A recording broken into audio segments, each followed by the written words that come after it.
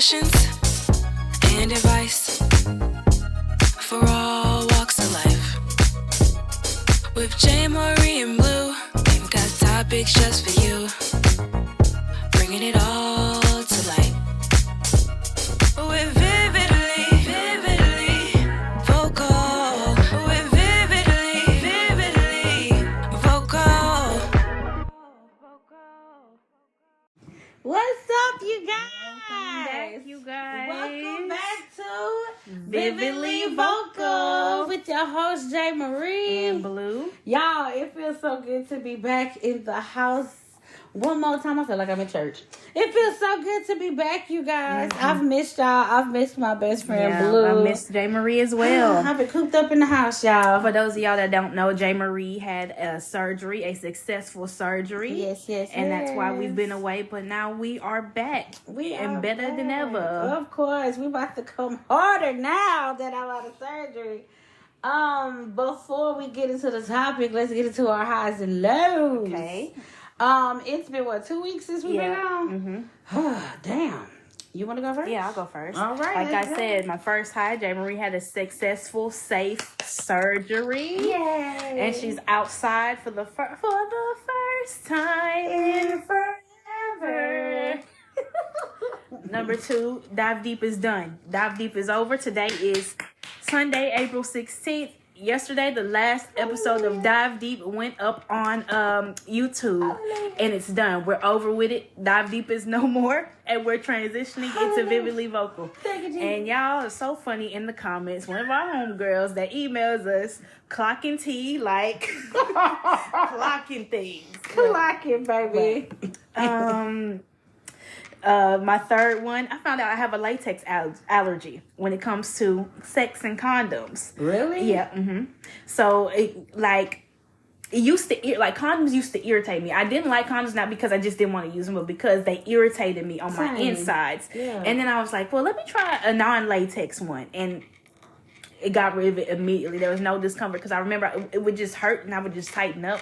But What you use? I think it's called Durex, the kind I got, but there are different kinds. Because condoms irritate me bad as fuck. And they was talking about doing wool condoms, and I said, bitch, you wet? There look like this Durex Real Feel. It's like, it's non-latex. It's not made with latex. I think it's made with polyurethane maybe, but I feel so much better. Big. Oh my God, it made me so happy. Big. And my last one, Peace-Side Posey, coming soon to YouTube. Coming soon. I'm excited. Y'all just don't know how excited I am. My girl finally coming in. I'm excited. I'm turned. It's about to be a celebration. We about to take over the world. Okay? One step at a motherfucking time. I'm excited. And my low is, during this break, the universe sent me a test, and I failed miserably. I'm proud to admit that. I failed miserably, but I'll learn never the next time. One day, maybe I can tell this story, but not right now. Not right now. Y'all should see my face. I'm like, I thought she was going to tell. I'm like, not right now. Not right now. And my low is, I watched a woman put a Subway rat in her purse and walk off on Facebook Reels. I'm sorry. What the fuck did you just say? Hold on. This woman was in New York on the subway, and she bent down she had her hand out to this rat, and the rat hopped in her hand, and she put it in her purse, and she walked off. She was white, huh? I think it was an Asian woman. What the fuck? Here you go. Let me see. Did she really put a Subway rat in her purse? Oh, she about to go home and cook it. Oh, no. Oh, my God. Let's not say that. She about to go home and make chopped rat stew. That's offensive. No. I'm sorry. That's horrible. I'm sorry. My high for these past 2 weeks, I am out of surgery. I have healed up very, very, very, very well. I still have those moments where I itch because of the stitches. And I think they did something when I healed up to wipe the stuff. I think they wiped me with iodine or something.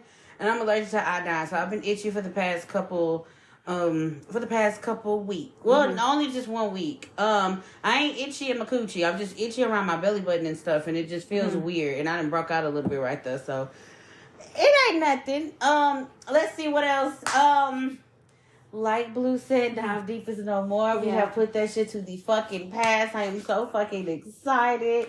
We are ready to venture into the adventures of VividlyVocal. Also, you guys, another high, 2 more highs and I'm done. Okay. I'm almost to 600 subscribers. Y'all, I am sitting at a whopping 596. Probably by the time I get home or maybe tomorrow, I should be at 600. I am so excited. And last but not least of my high, you guys, VividlyVocal will be making a guest appearance on the Bad Boys Club on Chucky the Gamer's channel. Y'all will actually see our sim self on there for the very first time. So be on the lookout for that. Make sure y'all subscribe so y'all can see us, okay? For my low, you know what? I don't have a low. The only low I have is I witnessed fucking Blueface on Twitter talking about beating his meat. Wait, hold on. He said that he was going to beat his meat because he was in London and he needed a hoe to beat his meat too. And the way you bitches hopped on that motherfucking tweet like a fucking piece of shit. Y'all hopped on it like flies. I thought it was gonna be people on there talking shit. No, I seen coochies, I seen dick suckings, I seen dick and ass, dick and coochie, dick and ears. It was just a lot of bullshit. And I'm just like, you hoes are nasty. He looks like no couth, no decorum. He looked like he smelled like dirty fucking cum juice. Oh my God, y'all are, it's the audacity for me. But that's the only low I have this week. Oh my God. Ugh, yeah. Why every time we have a low, 90% of them is about Blueface and Krishan? Because they are the low at this point. Like, what the fuck? It's never a high moment with them. Well, I haven't seen Krishan cut up, but him, it was just nasty. He just looked like he stank. And then he got his feet on Twitter right now. That was another low, but that's it, you guys. Let's get into this episode. The topic is going to be aging and growing older. Goddamn, I'm about to hit 30. Man, my first question I have, and I can answer it first because I got the answer in my head. If you had to redo a certain age, meaning relive it, which age would it be and why? I would say 21. I feel like I did not live my potential 21. I feel like everybody else was living their potential while I was stuck under a nigga. Chasing a nigga. Wanting to be under the nigga's skin while drinking gin. I just, I wish I could relive that. And, I hate to say it, but sorry but not sorry, but I just wish I would never met him. At the age of 21, I was vulnerable, and I instantly got into a relationship. Now, if he wouldn't have caught me then, I would have been out here outside turning up still. But, that's the only age I feel like I could just really relive. And I would go back with the knowledge I have now. Mm-hmm. I would probably say the same. Let me think. Yeah, I blew young, so. I'm 24. Yeah, and I'm about to hit the big 30. Well, I'm 28, so yeah. Give me one more year. Damn, the crickets. Oh, that ain't a cricket.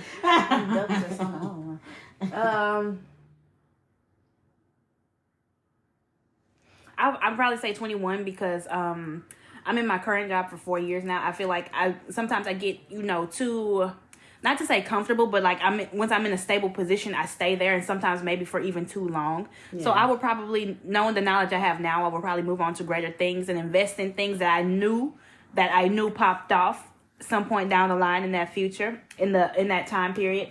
I'd probably say 18 because you don't know how many options you have in high school when you're a child. Right. You don't know what scholarship opportunities and what colleges there are out there. I was never taught about what college I should go to, what major I should major in, and things of that nature. So I would probably go back.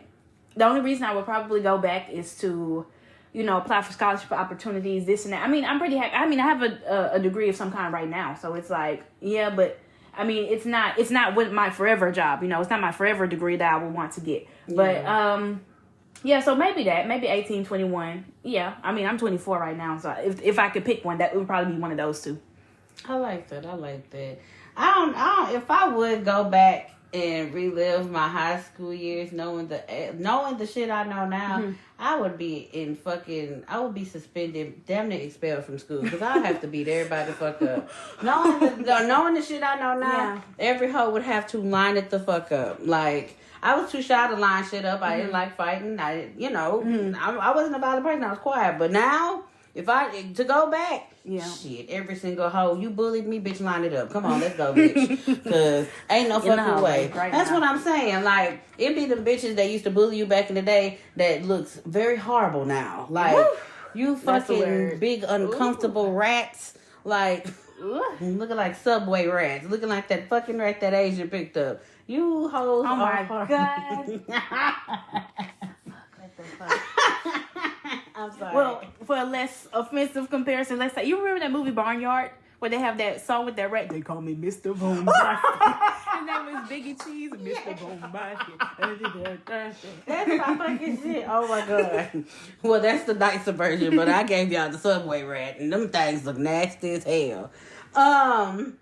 So my next question is, do you have a moment to where, you want to go back and just be a specific age and just like live that specific age and don't want to age no more? I mean, I will say I wish I enjoyed my teenage years more, because I started working as soon as I was legally able to work. Really? And once you start working, it's hard to stop. Like, because then you're going to need money for expenses and things of that nature. I mean, that was a good thing for me to do, but it just, I guess you could say it interfered with school. No, my grades didn't suffer, but it was like, I wish I actually enjoyed my time more when I was younger in high school. Yeah. But, I don't miss being a teenager really, but it's just like, I wish I valued that stage in my life more. Yeah. I mean, again, my teenage years was okay. I enjoyed them.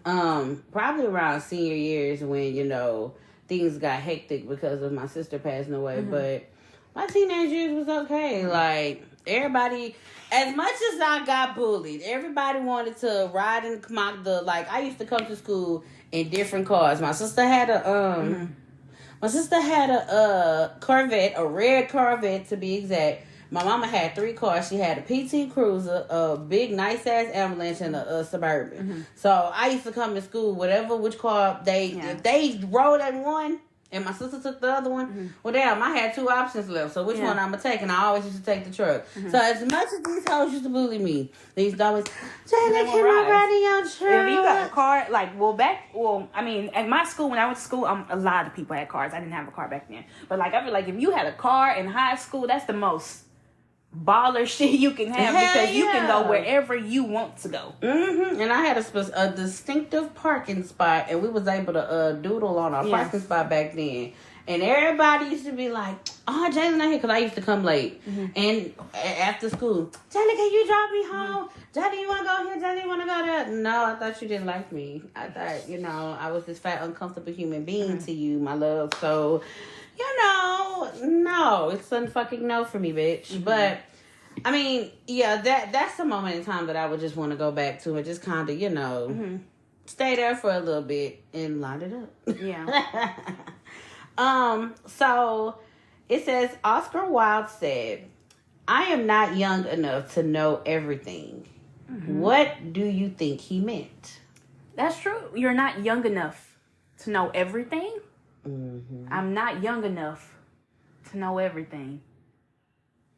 I'm not young enough to know everything, because like how a child thinks they know everything. Right. That's like why how a young person knows everything. Like you can't tell one of these kids shit right now. Hello. And it's like you can't tell them nothing, but it's like I'm not young enough to know everything. You're right. That was going to be my next question. But as you get older, you realize I really didn't know shit.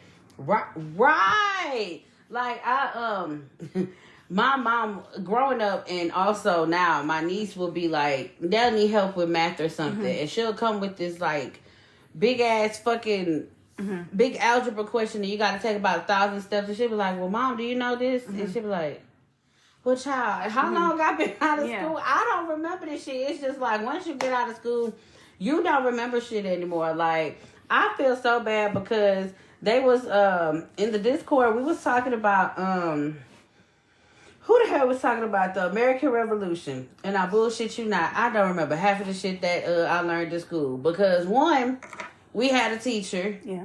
And then he won't be there. Yeah. So we had a substitute every fucking day, and the bitch didn't know what to do. Yeah. So we would just be sitting there looking at each other on our phones. So I didn't remember half of the shit I learned about the American Revolution, and that's pretty fucked up. So now when I get to like college or something, and I've been always told college algebra, college history, world history is different from when you was in high school. So when they come with this stuff, it's like, bitch, you should already know what the fuck I'm about to teach you. We just gonna go over it a little bit and boom, you should have the answer. You should have seen me up in history. I failed. I did. I ain't gonna lie, I failed because I'm like, I don't remember this shit. I remember some parts of the American Revolution, and if you ask me that now, I'm gonna be like, fuck, I don't really remember like that. If we talk about it, then yeah. That, the fucking Chinese, this, and that. I don't remember shit. So it's just like, you know, I'm not gonna say age has something to do with that, but it's like, damn, it's a foggy memory. You know? Well, how do you feel about that? School now is so much different than school from when I was school to when way back when my mom was in school. It's so different because they don't teach these kids no more. It's all test, pass the STAR test, pass your state test, pass this test and that test. And them kids don't learn shit. They don't give them kids homework no more. They don't give them kids books no more. And it's just like, I was tutoring one kid and they're like, they don't give us books or papers. They just talk at us all day. Yep, that's it. That's crazy. They just talk at us. We sit on bean bags and they talk to us. And it's like, who is above all this shit? Who thinks that's the best route to take? And at the same time, they still do this all unnecessary shit. Like, let's say I could do, okay, 4 times 5 is 20. But then they'll be like, why didn't you do the this, and this, and that? And I'm like, what the fuck? I was like, what is the this, and that? Why don't you just figure out what's 4 times 5 and you could be done with it? But they teach them all this unnecessary shit. I don't remember what it's called. I think it's called like bubble something. I forgot what the fuck it's called. Ooh. I don't remember. It's a really complicated way of doing something, but like they don't teach kids no more. No. And the teachers do not get paid enough to deal with this shit. Hello. They don't at all. And it's like, and you're fucked if, let's say you a teacher, you trying to teach this kid. That kid is fucked if their parents don't care. Kids show up every day, they don't do their homework, they're not doing this, they're not showing up on time, they do falling asleep in class, this and this and that. You fucked if the kid's parents don't care. So it's like, it's just like I don't know, the American education system is horrible right now. Yeah, like that's just like me, y'all. I think I told y'all this last episode. I was going to, about to be a sub, JayMariee, the goddamn teacher, Chunky the teacher. I couldn't do it. I literally sat there for a whole day, and it was one class in particular, and I told everybody to sit down. I put my name on the board. It was just, the other classes was cool. They had their moments, but it was this one in particular class. And the girl, I don't know, she's just a troublemaker altogether. But she came into class, and I had my name written on the board, and everybody was nice. It wasn't, like, loud or anything. But it was cool. So the girl come in, she loud as hell. Like, this is a little girl, loud as hell. She got, you could hear her headphones. They wasn't no AirPods, because you could barely hear them out sometimes. But, her headphones were loud as fuck. And, I'm telling her, do you have a pass? Like, if you don't, you need to go get a pass. And she said, well, who the fuck are you? And I'm like my child. Like, what? Bitch, what? I couldn't be a teacher. Bitch, what you talking about? You can line it up right there. I had to remember where specifically I was, because it was like, all right, if you cuss her out, they gonna kick you out. If you don't say nothing, the bitch gonna continue punking you. Sorry to call her a bitch, but it's like, damn, you done disrespect me now. I had to compose myself, because it's just like, who raised you to come up in here and talk to a adult like that? Like, who's your moms? Let me talk to your Right. mama, but I can't do that. Substitutes we don't have the right to do Right. nothing. Right. So I just really felt like she played me. So after that day, I looked at that principal and I told him I am not coming the fuck back. And I emailed the goddamn person above me. She don't email nobody back. And everybody that was in the classroom, the training room with me, they have all quit. It's horrible. It's horrible. And it really do start at home, because some of these parents, they look at school not for your child to learn, to socialize amongst people. They look at it as a babysitter. Right. Get the fuck out of my face for 8 hours today. Go over there. They can take care of you. Right. But it's not teachers, not mommies. They don't take care of your kids. They're here to teach your kids. But when you sitting there, don't do this, Tyresha. Don't do that, Tyresha. Sit down, honey. We need to. Is everything okay? No. Like, the lines have just become blurred between, this is fucking daycare. Right. Or I'm supposed to teach your child. Right. When I was going to school, my teachers, when I was going to school, I gotta rephrase that because a lot of y'all is probably a little younger than me. But when I was going to school, our teachers knew our mamas, point blank, period. So it's like, if you act up, shit. I had a white teacher, her name was Miss Jones. Shout out to Miss Jones. She was the blackest white person I've ever seen and heard. She never said nigga. She acted like a black woman. She was dating a black man. She was a roughneck. She used to cuss us out. She used to throw shit at us. She used to be like, sit your motherfucker, like, we'll be acting up and she'll like raise her voice and say, sit your motherfucking ass down. The whole classroom will get quiet. Then after that, she'll be cool after that. She'll start talking about how she smoked weed and shit. And I love Miss Jones. But then when you get loud again, I said, shut the fuck up. Everybody get quiet.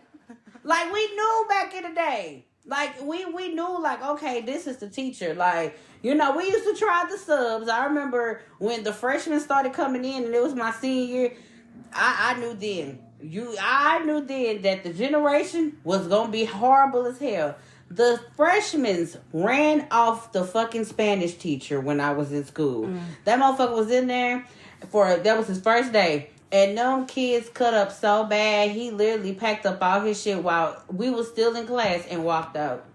We had the classroom to ourselves. And me being a senior, I'm just like, y'all fucking wild. And like, bro, I can't.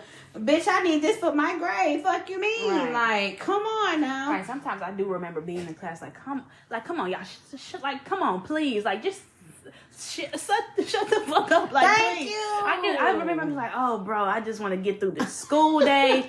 I'm like, please, because if this teacher get pissed off, we're gonna get extra work and shit. Right. And it's just like, come on, why are we making it harder than what it has to be? I'm like, ugh. And then, God. like, with the core classes, you was in there with your classmates. So they knew, all right, you a senior. Like, you know, I ain't going to give you a lot of work, but here you go. But it's them fucking electives. You got the random ass, a 10th grader, a 9th grader. It's like 12th graders, and there's a whole bunch of fucking freshmen. And they be the main ones cutting up. And when they cut up, guess what? We gotta suffer the repercussions. Teacher get mad and like, well, you gotta do this for homework. You be like, you fucking bitch. Like, the fucking audacity. You fucking fresh meat ass bitch. I used to hate freshmen when I was a fucking senior.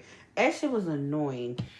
So my next question is, what is the best age for a person to settle down and get married, and why? Well, what do you feel is the appropriate age? Settle down and get married? Me, I would say in your 30s. Or 40s, damn near. What is the best age for a person to settle down and get married? You have to allow yourself, y'all gotta allow yourselves time to get to know yourself. Yes. Let's say before you even move in with somebody, let's say you live with your parents and you're trying to move in with your boyfriend. No. Live alone for maybe a year at least. Get to know yourself, what you like and what you want to do. And then if you want to move in with somebody, and if y'all moving towards that, then move in with somebody. But I hear a lot of women talk about, I wish I didn't get married so young. I wish I didn't have babies so young, because there's so much I don't know about myself. But I can't discover that because I'm taking care of children. I'm taking care of a household. I have a husband, this and this and that. I mean, I got married. I ain't gonna say I got married young, but I got married in my early 20s. And, you know, now looking back at it, it's just like, you know, I'm still trying to get to know myself. I mean, I feel like you don't get to know yourself fully until you get into your late 30s, like almost damn near 40. 40 is when you finally done discovered yourself. Right. You finally get to, okay, this is me, you and your potential. Shit, I'm still trying to figure out who the fuck I am. I'm still trying to figure out this thing called life. Like, it's a lot of stuff that I don't really know, And, like, you're a child still. Well, like, you're 18, 19, and then you turn 20. What's so different between you being 18, 19 and that 2-year gap? And then you choose to get married. Or maybe, like, some people from my high school got married when they were 16. Some people from that's true tea. Somebody from my high school got married when they were 18. Other people get married 18, 19, 20, and they're all divorced now. 16. On the verge of, You see my shit? Yep, 16. She had to get permission from her parents to get married at 16. What the fuck? Yep, I remember it. What the fuck? Mm-hmm. Well, you just was like, this the one, so I'm just go ahead and settle down, or you an infant, baby? Yeah. Like, what the fuck? Yeah, but I'm listening. I'm sorry, that just threw me off. Yeah, I know, but you're still, the brain don't develop till your mid to late 20s, and it's like, why would you commit to something when you're still so young? You can't even buy alcohol yet. Legally. So it's like, why would you commit to something like that so young and be like, forever and always? And you wake up when you turn 22, you're like, I don't want to fucking marry this nigga no more. Right. Yeah. That's what I guess you threw me off at the 16, because I'm sorry, I ain't marrying nobody at no age of 16. Hell, I still got Similac on my motherfucking throat. And you want me to marry you, bitch? What? It's a beautiful night. We're looking for something dumb to do. Like, what the fuck? Hey, baby, I think I wanna marry you. That's scary. You're feeling damn, horrible. can we go get a milkshake or something? We don't gotta get I know. married. Like, damn, can we go to Chuck E. Cheese? Like, what the fuck? You want to get married to me? My question is, did y'all have an actual wedding, or did that shit happen? Did it happen at the arcade, or did it happen at I'm sorry. I'm sorry. That's rude, though. Damn, I don't know. I guess I don't know how to feel right now. Like, what the fuck? You threw me right. You threw me off. So, I don't know. I think that one real still throwing me off, because, again, 16. Yeah, she got pregnant and got married. You knew her? Mm-hmm. Yeah. I want to talk to her. Ask her if she want to be a part. No, I don't fuck with her like that. Never mind. God damn it. We don't fuck with her. Never mind, y'all. Okay, so my next question is, how do you feel about this younger generation being disrespectful to the, like, your generation, my generation, like the generation before us? Like, how do you feel about them being so fucking rude? Y'all need to, I don't know what's happened to y'all or what y'all going through, but y'all need to chill the fuck out, because when y'all be rude, like, it don't ever be that fucking serious. Right. Like, I don't know. I mean, if y'all feel neglected or abandoned or some shit, that can make those feelings happen when your parent is not really parenting you. They trying to be your fucking friend, and they just letting you go out here and act a fool. But y'all gotta stop. It's not okay. Like, it's not becoming of a person to be doing like that. And you're gonna look back, if you grow some, you're gonna look back and be so fucking embarrassed at yourself that you even acted that way. Again, I just feel like it starts from home. It do. It all does. And it's just like, I can't blame my generation, because my generation and a little bit of the generation after me is some of the reason why y'all kids act like that. Because you gotta think about it like this. Our parents used to yell at us, used to throw all type of objects at us to shut the fuck up. Mm-hmm. Like, used to talk to us any type of way. And I get it. You don't want to be that, you don't want to be that parent. You don't want to be like your mom. You don't want to be like your daddy. I get it.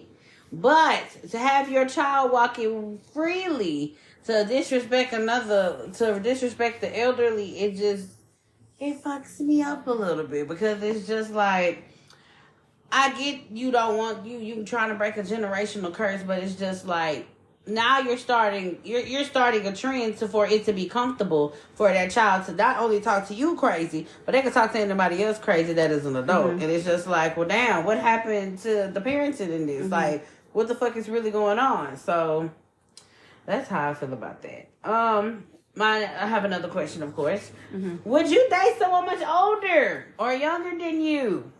What is the maximum age difference God. you would accept? Much younger or much older? Much younger, no. Not much younger. The most I'll go, I'm 24. I'll probably date I'm dating a 23-year-old right now. He's like 8 months younger than me. But no, because you're a young boy. You're a child. Like JayMariee said, you got Similac on your breath. Like, I don't see...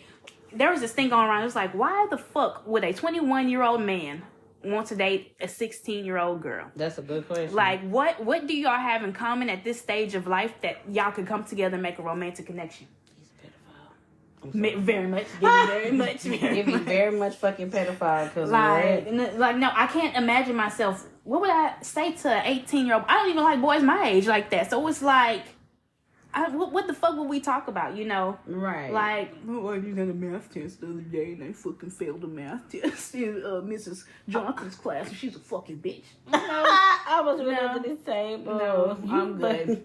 I'm good. Much older, not too much older.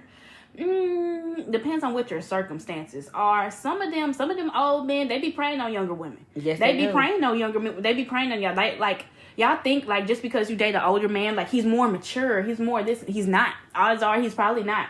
And it's like, you know, some of them they just want a younger woman because they don't find women their age attractive. So my first thought is, what the fuck? Why aren't you dating a woman your age? You know.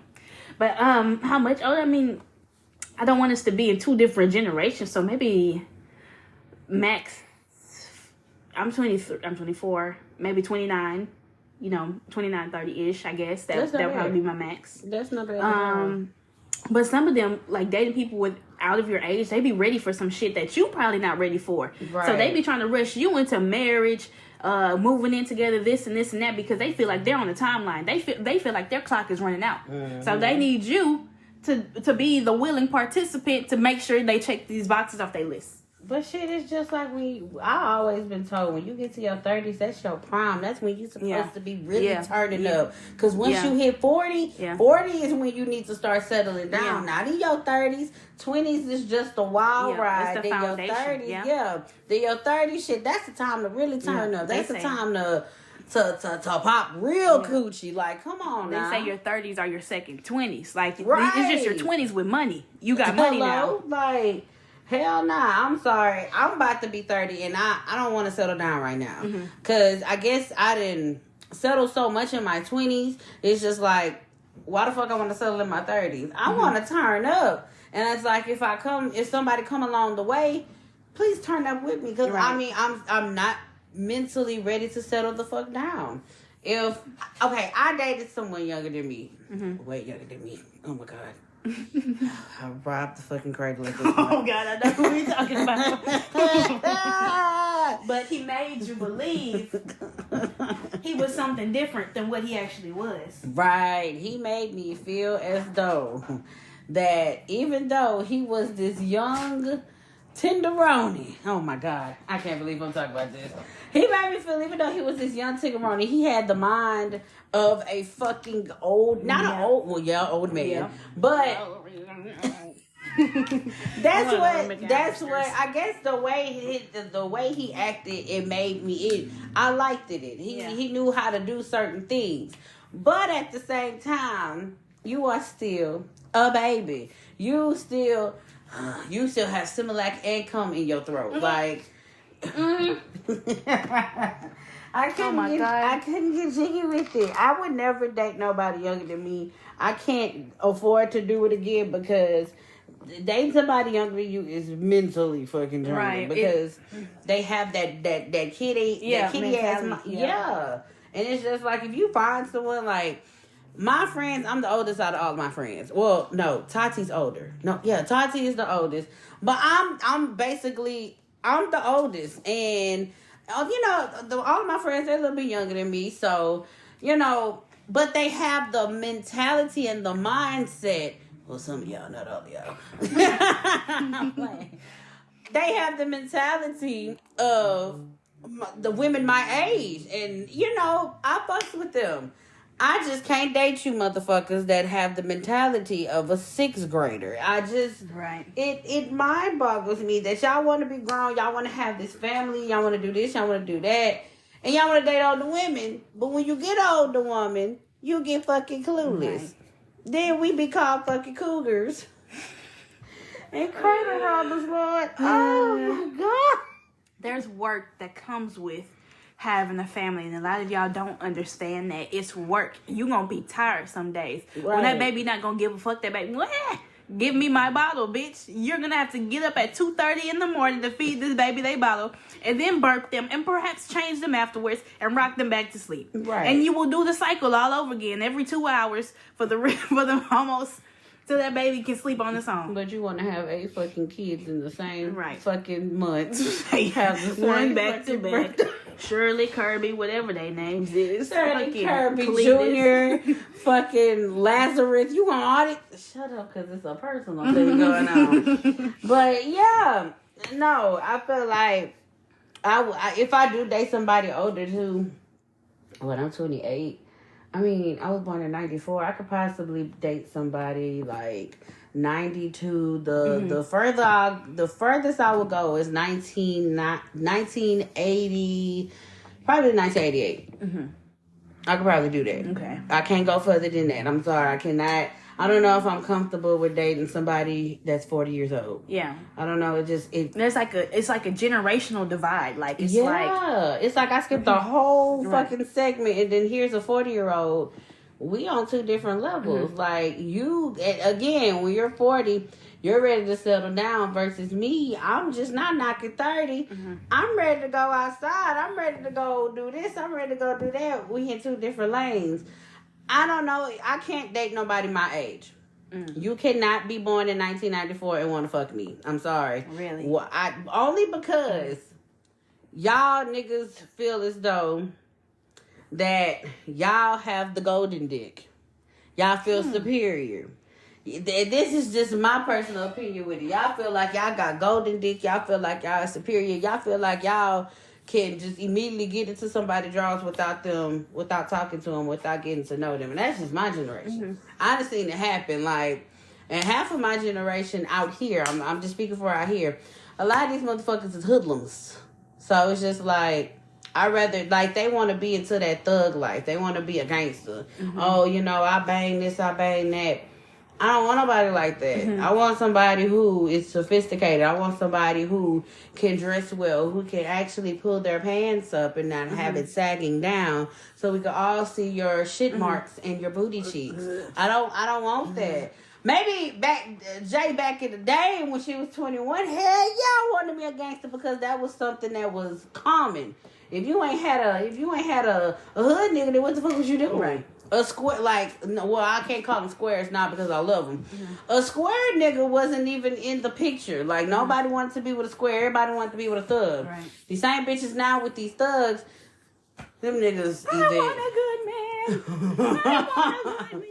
they either in jail, a hoe, fucking niggas on the low. Shall I continue?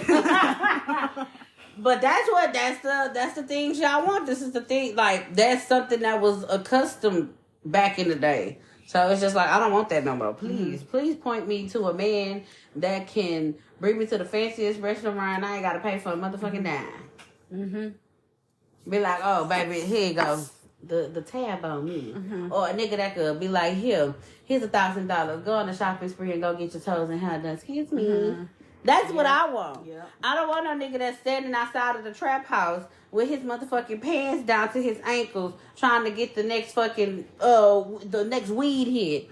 Or that's giving crack to the crackheads down the street. I don't want that.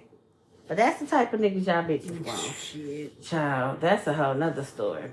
Miss Blue, do you have any, I know you don't have any questions, but I know you have some things that you want to express. Well, hold on. Before I say this, before I ask my question, I will say aging is a blessing. Yes, y'all need to stop crying when y'all turn 30, 40, and 50 because many, many people are not lucky enough to even make it there. Come on. Because what's the alternative? You want to die at 17, 18, 21, 22, 25? That's it, because we're all going to die someday. So which stopping point are you going to get off on the train? You going to get off at 25? You going to get off at 29? Or you want to live till you 90 and just be old in your bliss? Yeah. I will say I look forward to getting older because I get better with time. Like I'm wiser, I'm finer, I have more aware, and I'm more money. You know what I mean? And I have more money. That was beautiful. But I would say, what's an important lesson or some important lessons? It could be any number because I have a lot of them that you've learned in your as you've grown older. I got a couple. One important lesson is don't settle for less. Yeah. And I say that so much. Don't settle for less. Don't settle for the first fucking man that comes into your life, because I'm learning now that God puts people in okay, I'm stuttering. God puts people in your path, and he puts people in the way before you can get to who you meant to be with. So, he gonna throw some obstacles at you. He gonna throw some curveballs, and it's just like, don't think that's just the end, because God has greater and better for you. So don't settle because this man has the most beautifulest eyes, or his hair dangles to the back of his back. Like, please, let's not settle for him, because that same nigga that you trying to settle for, he probably got a whole nother family. Again, fucking niggas. Or, he just don't give a fuck about you. Like, you got to be careful with that. Another lesson is that I'm learning right now is stop being stop being a people pleaser. Yeah. Stop being a yes man too, because I'm so used to being a yes man. Somebody say something, oh yeah girl, go ahead, and they'll be bad as fuck, and I say like, yeah girl, you got this. A lot of people want a yes man in their corner, but a lot of people don't need a yes man in their corner. Y'all need somebody that's going to keep it funky with you, that's going to keep it 1,000, that's going to keep it a stack. And it's just like, you can't have people, I done witnessed friendships. I done been in friendships before. Well, it would always be 1 against 2, and I was the one, and then there was 2.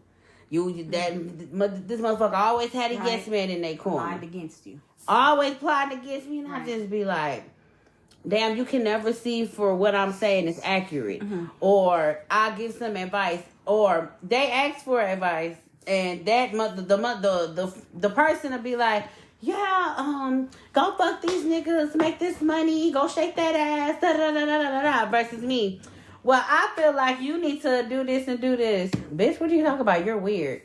When I'm just trying to help you as a friend. Hello, like, but I didn't give you the answer you wanted to hear, so you can continue on your bullshit. Another lesson I learned, and Mo3 said it best: everybody ain't your friend, and ain't everybody your motherfucking partner.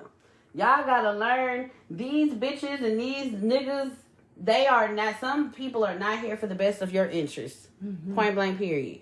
You gotta be careful. You gotta point the snake out. When the snake rises head up, you gotta make sure that's the snake. But like, you gotta be careful with who you entrust your business with, who you tell your business with, and who you confine yourself with. Because a lot of these bitches, they have ears and they listening, but they also got mouths and they be talking. So, that's what I mean. Come on, Blue. Okay, Teach us the gospel. in no particular order, I have a bunch of them. Come on, I'm listening. Number 1, this is just something for me, something that spoke to me. Marriage is not just a piece of paper. It is a contract. Ooh. For those of y'all girls that let that nigga tell you marriage is just a piece of paper, it's not. When you together 15, 22 years and you just his girlfriend or his housemate or whatever the fuck y'all going on, life partner. In-house pussy.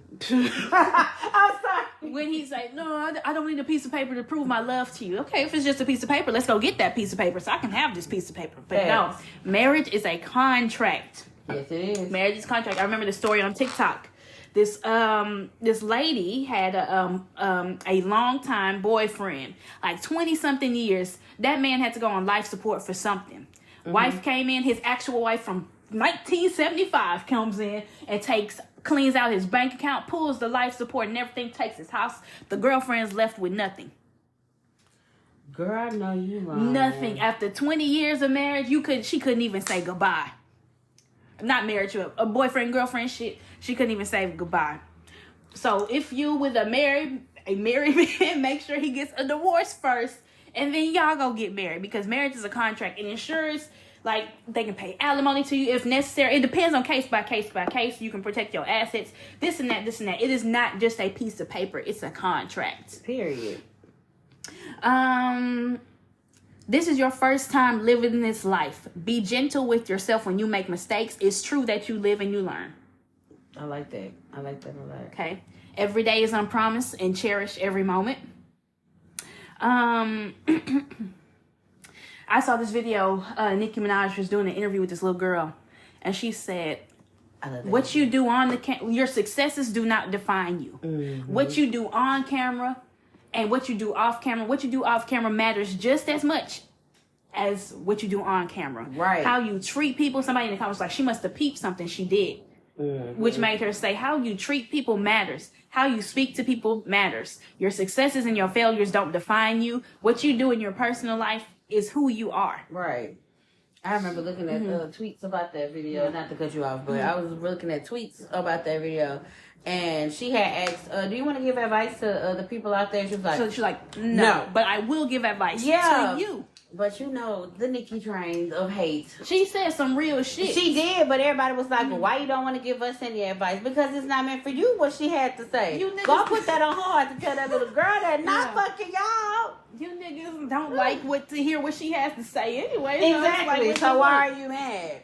Keep going. But chasing love is pointless in your 20s. It just is. Yes, it is. It just is. Literally focus on yourself, build your foundation, and love will come at some point in your life if you're finding yourself there. Because a lot of these people don't know what they want. A lot of them is healing from trauma. Mm-hmm. A lot of them not healing from trauma. They don't want to heal from trauma. A lot of them don't have jobs. A lot of them don't have this and this and that, and they're not ready for a relationship to maintain it. Right. It's pointless. You have time. You can always start over, and it's never too late. I love that. I love that. You cannot pour from an empty cup. Come on. You can't. If you drain and you keep giving and giving and giving, you're going to be fucked up. Yes, I'm learning that now, y'all. So she's speaking to me. She's seriously speaking to me. Live your life for you. Go at your own pace because nobody is going to stop and wait for you. Come on. Come on. I'm about to scream. The universe makes you repeat the same situation until you learn your motherfucking lesson. Please elaborate on that for the bitches in the back. A lot of y'all keep pursuing, let's say you having trouble. Why can't I find a good man? Why does every man dumping me and make me a baby mama and leave? Who are you choosing? Right. Why are you going for the same type of man, hoping a different result will happen? Somebody said insanity is doing the same thing over and over and expecting a different result. Mm-hmm. Ooh. Let's say, for example, Summer Walker. I hate to keep bringing up Summer Walker. I like her music, but she keep doing the same shit. She got with London in the track. He had a baby, did her dirty. She had a baby for this other man, did her dirty some way, and he left her.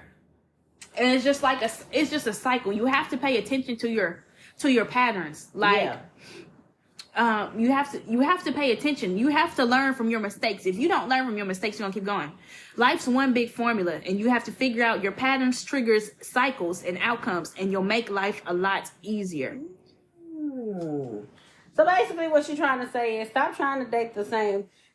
We understand he's a different nigga, but stop trying to date the same same characteristics of your ex. Oh, you get what I'm saying? Yeah, I know exactly what you're saying. Yeah, stop trying to date the same characteristics of the person that you're trying to get away from, basically. So, say, here is, damn, I was about to say a name that goddamn somebody would have been like, oh, no. Okay. Let's say this is James. Okay. James is a narcissistic individual. James ain't shit. James a hoe. James does all this majestical bullshit. You done had a kid with him. You done did this. You done did that. You done did the whole 9 fucking yards with this man. Mm-hmm. You turn around and be like, you know what? I don't want to be with you no more. Right. I want to call it quits. I want to leave you alone. Y'all break up. Here roll around, here comes Elijah. Elijah's here, and Elijah's telling you, you know, I'm going to be that rock. I'm going to be cool with you. You know, I'm going to fulfill your fantasies like, fuck that nigga, da-da-da-da-da. Okay, you believe Elijah. Elijah is like the same nigga as James was. So it's just like, goddamn, now you upset because it's just like, oh, I didn't want to meet somebody who was like James, da da da da da. Okay. Boom. You have a kid for Elijah. And it's just like, oh, I have a kid for you. I don't want to be with you. Da da da da da da. Y'all break up. You like, fuck it. I don't want to be with nobody. You know, I really want to, you know, do this. I want to do that. Here comes fucking Francisco. Goddamn Francisco. It feels like that's the only hope at this point. You not used to dating somebody like Francisco. So it's like you dodge Francisco. But Francisco wants to be with you. Francisco been trying to be with you when you was dating James. So it's just like now you done gave Francisco a chance, but you feel uncomfortable dating Francisco. Why? Because you're not used to that treatment. Thank you. You don't think you deserve it. You used to dating Bennett, James, Elijah, all these other niggas. Pookie, Ray. Thank you. But Francisco is not like these niggas. So it's just like, now you're uncomfortable. You're not in your element. It's just like, okay, so this is new to me. With that being said, you have formed a pattern of these ain't shit ass niggas. So when finally a good ass nigga come, what is there to do? You shaking. You scared. Shaking like a stripper. You're terrified. So basically, what I'm getting from what Blue's saying, stop dating these ain't shit niggas and having a pattern of these ain't shit niggas. Focus on you and don't worry about love. When love comes, love comes. Right. Stop trying to make these hoes into husbands. If he tell you I am a hoe, do not. That means husband. Don't try to make him into something he is not, and especially when he told you already, this is not what I am. Right. I'm sorry. So a motherfucker got one time to tell me they a hoe. Have a blessed day. Have a wonderful, blessed day. Like like JayMariee said earlier, don't fall in love with a bad boy. A gangster niggas, hood niggas, it's not worth it. At all. It is not worth it. Trap niggas, it's not cute. And drug dealer niggas, it's not cute, okay? Right. Because he will make you hold a brick for him in a heartbeat. And you gonna do 20 years and you snotting and crying because Ray said it's gonna be all right.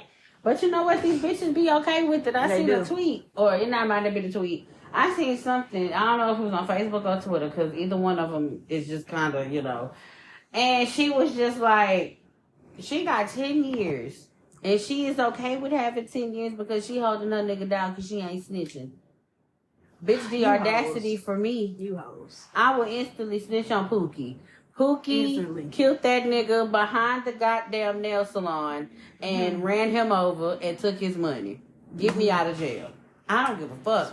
I don't owe you niggas no loyalty. I don't give a fuck. I don't give a fuck if you implanted 13 kids in me. No! When it comes to you, it's going to jail behind you, bitch, please.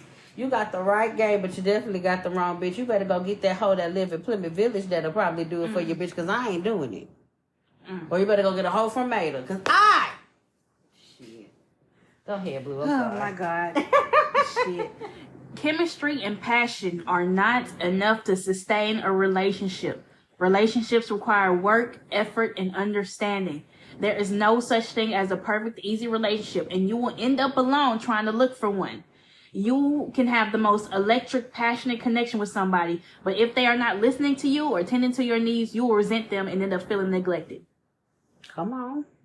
I like that. It's okay to have needs. It is okay.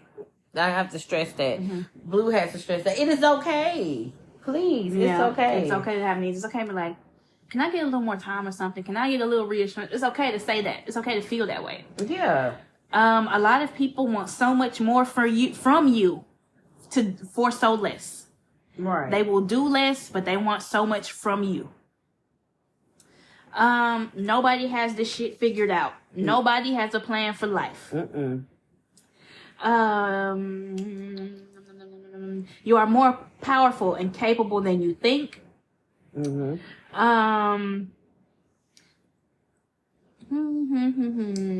Yeah, Blue spitting some real shit. For real. Yeah, there are no rules to life. There's no point to this. If you have ever seen this movie, it's a great movie. It's called Everything Everywhere All at Once, and it's basically like that. That's basically kind of like the message. Like there is no destiny. There is no point to life. It's just what you choose to do. So I choose to be with you. I choose to be with my family. I choose this and I choose that. Yeah. And going back to that movie, there are some messed up individuals in the world, but you still have to be kind in spite of that. Like there's this character named Waymond in Everything Everywhere All at Once, and his wife sees him as like simple and stupid. Like he's so naive, he's so dumb, but he because he laughs and smiles every day. But but he knows about the cruelty of the world, but he is still kind in spite of it. I love that. Mm-hmm. That's good. I'm gonna have to watch it. And my last thing is, I think you can live with almost anybody. Almost anybody. Well, now what do I mean by that? I was just about to say. Hold on. Take your time. Hold on. Because what she's saying, I'm taking notes. Well, you can live without almost anybody. Sometimes when I have somebody in my life and I get attached to them, I start thinking, I can't imagine life without you. Like, how will I go on without you in my life? But then I do. I live and I go on and I get used to life without them. Yeah. And maybe you meet new people. Maybe you'll, go on to new things and bigger and better things. And you'll be like, that wasn't that serious, Yeah. You'll realize that the world is much bigger than this one person out of 7 billion people. That's just like friends. Because I've had it to where, people would ask me, why are you still friends with so-and-so? Why are you still cool with so-and-so? And it's just like, I don't, in a perfect world, I couldn't see myself without that person being my friend. And it's just like, why do I feel like that? I don't know. And this person didn't have a hold on me or nothing, but it was just like, it was that yearn. They were yearning for something. Right. And it's just like me being a friend, I had to, I had to be there. It was a must that we had to be friends. I had to be there. And it's just like, now looking at it, fuck you. Damn, that's harsh. I'm sorry. I think that's all I have for those, really. Okay. But yeah, some of y'all, when y'all talk to people, y'all need to stop calling them old and making fun of their age as a dig. Now, if they're really wild, if I fuck out and you be like, man, you about a 30-year-old man, can you please sit down and stop, beefing with women or whatever the fuck, that's one thing. Right. But when y'all use people's age as a drag against you, for example, Nicki Minaj. Come on. When she get up and she posts a sexy picture, she want to twerk or whatever. People like, you're 40, you're 40, you're 40. But it's like, she's better looking than most of these 25, 30-year-olds out here that get on the table and get their face chopped and screwed. Angela Bassett still looks good. She looks damn good. She looks really good. I think she's 60 now, if I'm not mistaken. She looks damn good. If I'm not mistaken. Make me want to go home and watch What's Love Got to Do. I gotta watch that. That's my shit. Eat the cake anyway. I told you I don't want to eat the cake. I'm sorry. That's wrong movie. Angela Bassett is 64. What? Wow. Yep. Versus Mary-Kate and Ashley fucking look like they in they fucking 80s. And they a good what? How old is Mary-Kate and Ashley? I think we damn near about the same age. I want to say they about 30. They the same age as Tia and Tamara. So they about 30. 36. Damn. And if you look at them and you look at Tia and Tamara, it just mind boggles me that y'all really the same age. Like, they aged very uncomfortably. And, that's all I got to say about that. I ain't going to go too much into that. Okay. But, you guys, we are going to take a commercial break. Quick commercial break, you guys, and we will be right back.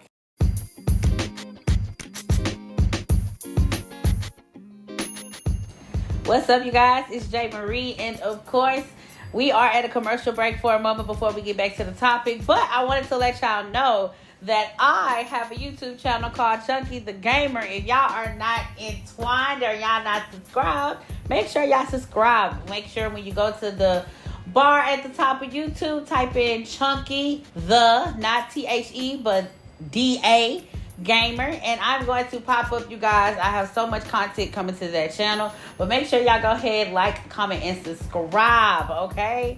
And make sure when y'all get there, hit the notification button, and let me know in the comments if I sunshine from the podcast, all right? Love y'all guys so much, and I will see y'all on the YouTube channel. And we back. Welcome back. Welcome back. I don't have any more important lessons that I personally learned. The ones you were saying, I wished I learned that. I guess I haven't got to. Oh, here's one, and I think I'll be done. What's one man's trash is another man's treasure. And when I say that, just because one man has dumped you to the side and did all this extra shit and hurt your feelings doesn't mean the next person possibly would do that. Yeah. But, which goes back to what we've been saying, let's not find a man that has the same characteristics as that person that has done these things to you. Right. So, when I say that, that's what I mean. That's what I honestly mean. Like, you know, just because one relationship didn't work, don't mean the next one's going to work. I mean, it's not going to work. And, you know, I think there's also, too, with becoming older, it's just like, you know, the dating scene is scary. And I say it's scary for me because I'm kind of scared to go out there and meet somebody else. It's frightening to have to learn somebody all over again after you done learned somebody. You're almost for 6 years. Now you got to go back and learn somebody again. So it's just like, you know, how do you adapt? You know? So, well, how would you feel about that? If you were in a predicament like that, like, how would you feel? You just have to put yourself out there. And if something don't work out, don't be hard on yourself. Just keep it pushing. Apply the things you've learned from your past relationship, things you don't like in somebody, what the person did to you. So now you have a list of red flags that I don't want this. And you'll be able to move forward easily. You just gotta not be afraid. Know who you are first and foremost, and know what you want. And don't be afraid to just let somebody go and go on about your business and find what you're really looking for. Right. So my next, I got probably 3 more questions and I'm done. This question is, and of course, I know the first answer, but I can explain it. Are you friends with anyone who is much older or younger than you? Does an age difference make it difficult to be friends? I'd probably say JayMariee is the friend I have that is older than me by about 5 years, and it's like, no, it doesn't make a difference. No, it doesn't. I feel like as long as you're compatible, I mean, it doesn't make a difference, you know. I mean, it's like being friends with, cause Blu she's not the youngest friend I have, but she's one of the youngest friends I have. And, you know, to be friends with her, she's not, I guess you could say she's not your typical 24-year-old. She's not, I'm sorry. Like, you probably met a 24-year-old and they doing certain things. You don't see Blu doing half of the shit that these bitches in their 20s do. Are you an introvert? Yeah. She's an introvert. She don't like doing the typical shit, but when she outside, she the fuck outside. And it make, you know, she be having me turned up. You feel me? So, no, I don't feel like the age differences is like, you know, is too crazy. She doesn't make me feel like I'm old. You know, we do be having like certain conversations and like somebody brings something up and I'm like, well, damn, I feel old. And she'll kind of be like, well, no, I don't remember that. Oh, I don't know nothing about that either. So shit, you know, whatever, you know. So, no, I don't feel no age difference. I mean, probably with Pumpkin, just a little bit, but that's probably about it. But she don't make me feel like I'm old. She always say, you young, you do young shit. So, you know, they always make me feel like, you know, I'm a young bitch, okay? This is a good one. Okay. Some people try to hold on to their youth with exercise, surgery, or medication. How do you feel about getting old? How do I feel about getting old?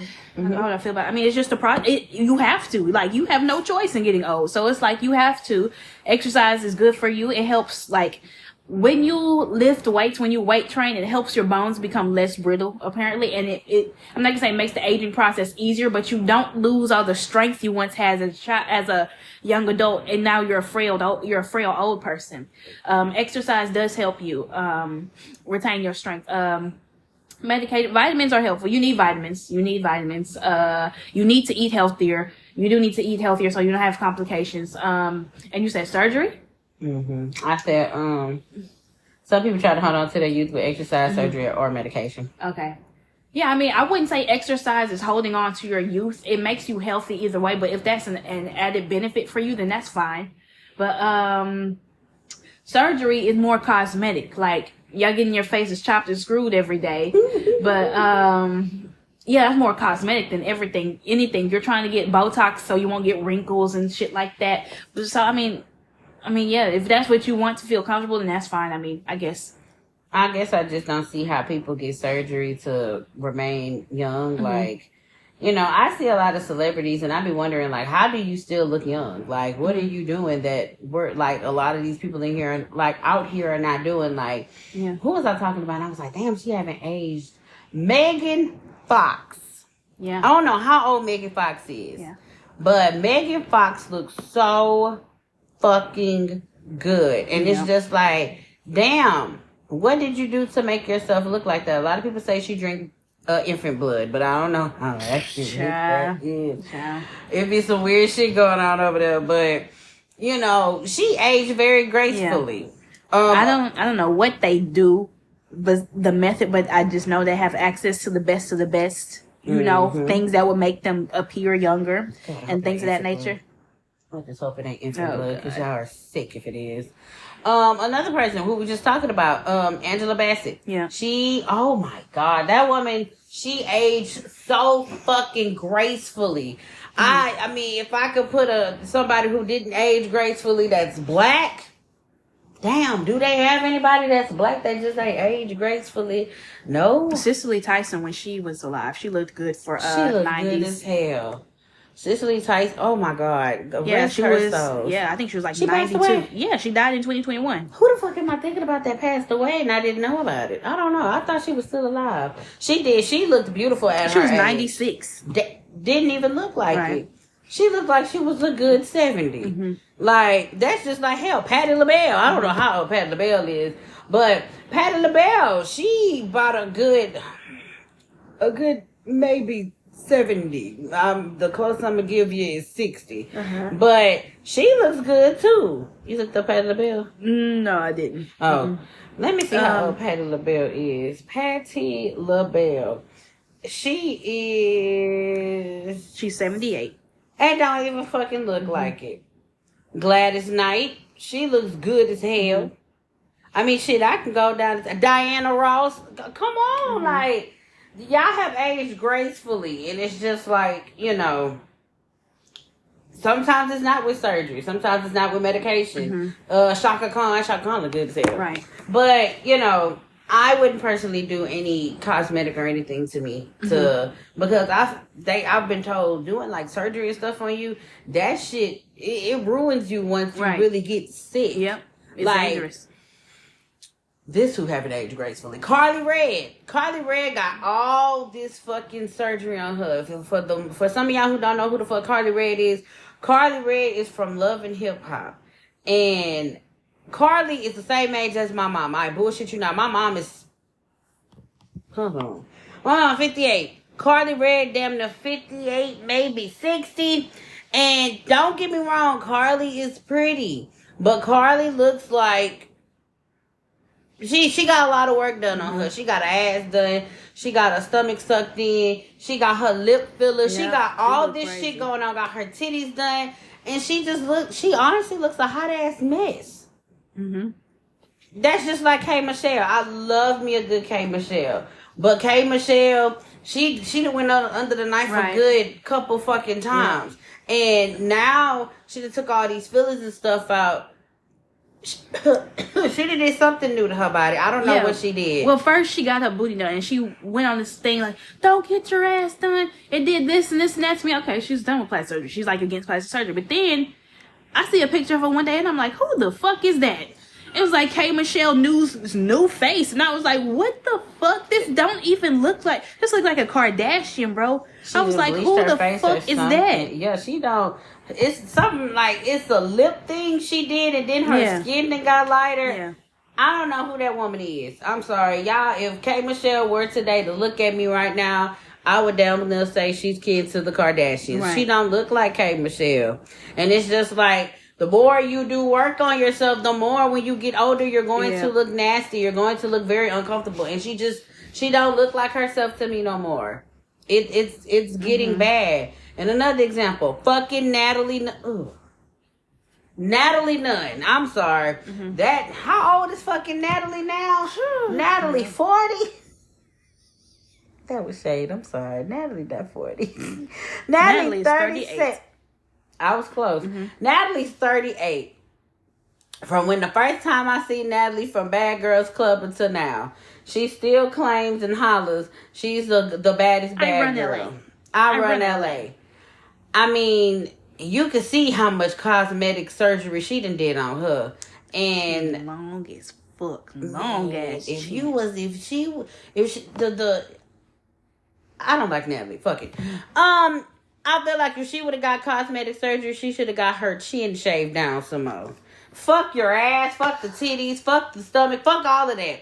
Should have worried about that damn chin. I'm sorry, that was off subject. But to get what I'm saying is, y'all, we can't allow ourselves to do surgery and take medications to get older. What medications is there for you to remain youth? They got some drugs out there that I don't know about. Not youthful medications. This shit to keep your health in check, I guess. Oh, I was like, well, what the fuck? What medications are we taking? I mean, let me find the fucking pond of youth or some shit. I don't fucking know. My last question is, what happens to senior citizens in your culture? Are retirement homes common? Or do older generations continue to live with their children? Which is better? I know that's a lot of questions. I do not... Well, in my family, we don't put people in retirement homes. My dad put my grandma in a retirement home. But my mom... Well, my grandma, my grandma and my grandpa, they live alone. And my mom's side of the family, I don't think we believe in retirement homes. Mm-hmm. My dad put my grandma in a retirement home in a heartbeat. Oh, wow. And that was fucked up. But I would, sometimes it can be a lot for somebody to take care of an elderly person. So sometimes maybe a retirement home would be the best thing. But I'd be seeing videos about the level of care in retirement homes. And I'm like, no, there's no way I could send a relative to live like this. Unless I'm visiting them every day or something like that. I don't think that would be okay. I have a great aunt who's disabled, and they've talked about sending her to a retirement home, but they never do, because we don't believe in that, Right. But what do you say? What are all the questions? I don't know. Fuck all them questions at this point. The what question would be better? Is, which one would be better? Like, how do you feel about? But you just kind of answer. Y'all don't believe in going to the retirement home. Me personally, I would probably, if my mom, if I had to, my mom, I'd rather have my mom live with me. Honestly. Same. Yeah. Same, because that's what it is with my grandma. Mm-hmm. 2 of my aunts stay with her, and my papa, he's still alive and thriving well. He looked like he about a good 50, but my papa is like 80 something. They not putting her in a nursing home. I can't say much for anybody on my daddy's side because my grandparents are deceased. So the only grandparents that I know is the ones on my mama's side, but. No, they're not putting her in a nursing home at all. They take good care of my mama. Right. They treat my mama is queen, okay? Yeah. So, once that time comes and my mom gets really old, I'm not putting her in a nursing home. I'm sorry. And nursing homes, they get really depressed in there because some of their kids don't come see them. Their grandkids don't give a fuck. They're just sitting there. Yeah. Amongst all these other old folks who have been apparently forgotten about, and they're just like, fuck it, bro. Right. I used to before the reasons why VividlyVocal was so confusion with the time we would post, because I was working a weekend job and I used to, go and watch this older lady. And her family, her daughter's all the way in North Carolina. Her other son passed away. And the other son, he's well alive and he owns a dealership out here. But the thing is, he never comes over unless he's come and give us our money for us watching her. Her daughter never calls until she calls probably twice a month. Mm-hmm. And it made her sad. It would be times where she would be in there crying. And she's in this big ass house. Yeah, she'd be in this big ass house and she's by herself. Mm-hmm. Her grandkids don't come see her. Nothing. Mm-hmm. Her son's wife, she really doesn't like him going to see his mom. And then, it's fucked up. And they basically treat her like she got Alzheimer's, and she really doesn't. She's really smart as hell. Yeah. And she be listening. So, it's really sad. I just, I wouldn't want to put my mom in that fucking predicament. Right, I wouldn't either. That's fucked up. I've seen how some old people complain that they're being treated like babies. When I'm like, hey, 7 years old, I don't want to be treated like a baby. I want to drive, I want to do this, and I want to do that. A lot of y'all can't drive. Y'all cannot drive. I'm sorry. A lot of y'all really do need to sit the hell down, because I be seeing y'all be going 5 and the 35, and it be like, good Lord. I'm sorry. I love old people because they remind me of babies so bad, because they so little and fragile. Mm-hmm. But it's just when y'all get on the road, y'all need some assistance, because ain't no way. I hate it. I'm sorry. I don't like being behind the car. And they going 5 miles per hour. Then when you get on the side of them, it be this cute little old lady who cannot see, and it be like, where's your daughter? Where's your grandchild? It's just, moral of the story is, we gotta, growing older, it's okay. It's okay to grow older. Right. It's okay to tell your kids shit. It's okay to be, it's okay to grow. Yeah, in Africa, they believe in community. They don't let their own go to die, alone. And it's multi-generational homes are normal. You have a grandma, grandpa, son, daughter, grandkid. It's normal. But in America, the family needs to be separate. As soon as you turn 18, you need to get the fuck out. You need to be this. You need to be that. Everybody needs to be in their own space. But it's not like that in other countries. And that's the fucked up dynamic. And it's just instead of us trying to be a family, be a unit, as soon as I hit 18, you want me to get the fuck out of here. Which makes me now resent you. Yeah. And now that I resent you and I have kids, you don't come see me no more, bitch. You told me to get out your house. Yeah, but now that you need care in your old age, I'm supposed to take care of you. Mm-hmm. But you was the one who told me to get out your house. Mm-hmm. You was the one who put a nigga before your kids. I mean, it's a lot of things. So, that's gonna be another topic for another day. Mm-hmm. But you guys, that is it. I have one more question. Oh, I'm so sorry. What are some physical changes you noticed as you gotten older? Physical in any way? Oh shit. My sight is bad as hell now. Mm-hmm. My sight ain't what it used to be. I feel like I'm wearing bifocals right now. This ain't even these my glasses, but these my second pair because my other pair broke, and it just seems like this is some grandma glasses. Mm-hmm. I don't know. They fit real tight on my face, and I gotta keep putting them on my nose. I feel my eyesight bad as hell. Mm-hmm. My hearing is bad as fuck. I can barely hear you. You can be in front of me, you can be talking to me, and I still can't hear you. Physical. I found a gray hair the other day, and I was like, really? Mm-hmm.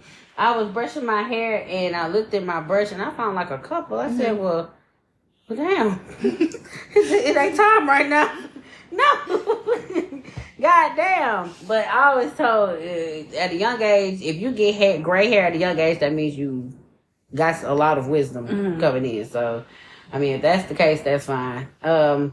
My body, as far as like getting older, it's not how it used to be. Back in the day, I used to do a split. You ask me to do one now. Just pray to God one of my hamstrings don't break because you're gonna have to bring me to the hospital. That's about it.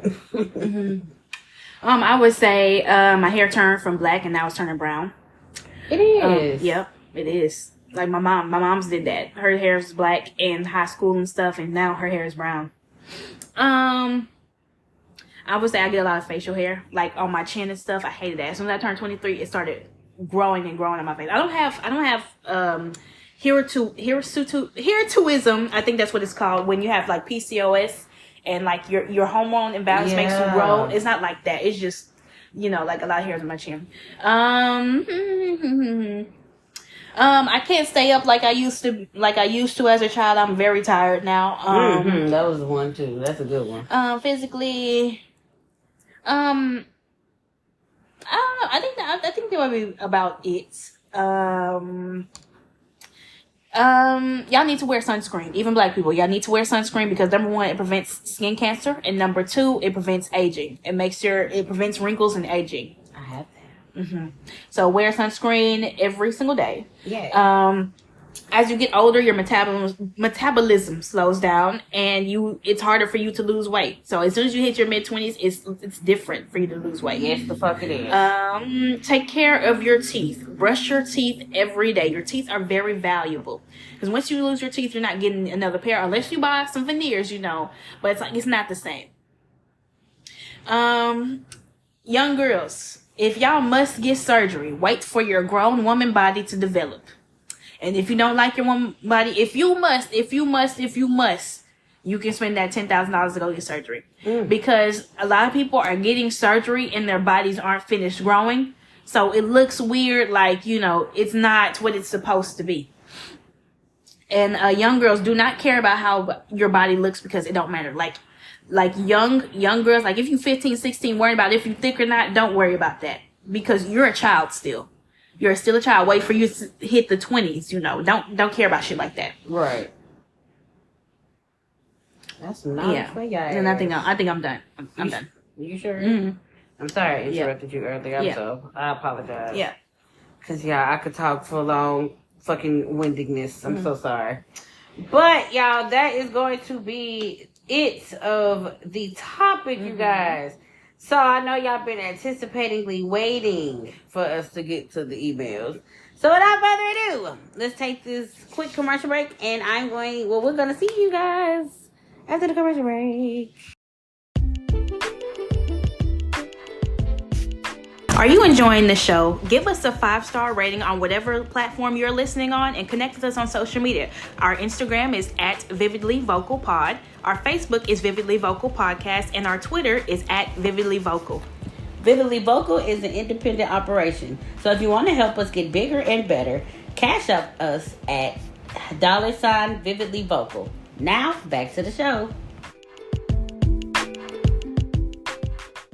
All right, we back. Welcome.